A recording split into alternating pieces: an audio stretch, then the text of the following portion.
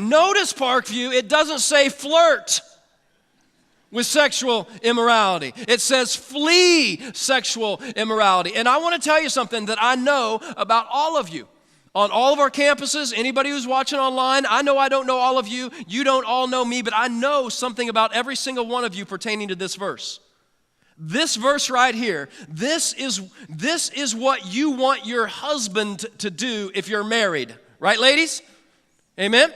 This is what you want your wife to do if she's married, right? You want her to abide by this verse. If you have kids, this is what you want them to do. If you have grandkids, this is what you want them to do. Your friends, listen, here's what I know about all of us. This right here is what we want everybody around us to do. This verse is a good idea for other people, right? Isn't that the way we oftentimes feel? This is so good, Todd. This is so good for my man, okay? It's so good for my kids. And here's what we think sometimes. I know I want this kind of security system around the people I love, but I just don't know if I need that in my life. And sometimes I think, you know what? We think,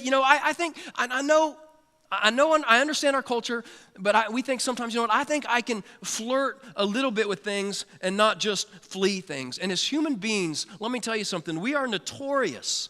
We are notorious as human beings for saying, how close can I get to the line without stepping over the line? What can I watch? What can I buy? What can I say? Where can I go and still be okay?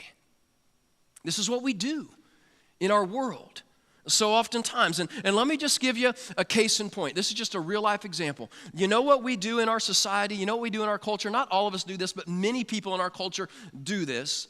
Many of us gathered up this weekend. You know what we do? We entertain ourselves with affairs. We entertain ourselves in television, in magazines, in books, and TV shows with affairs.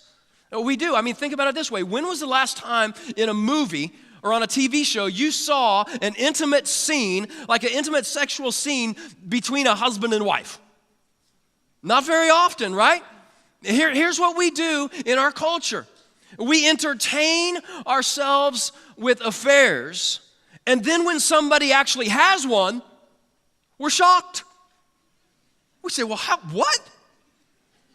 How in the world did they come up with that?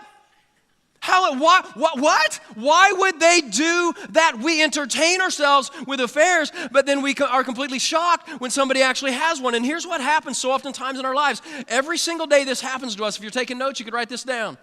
Our culture baits us to the edge of moral disaster and then mocks us when we step over the line. This is what happens in our lives. For single people and for married people, our culture baits us right up to the edge of moral disaster and then mocks us when we step over the line.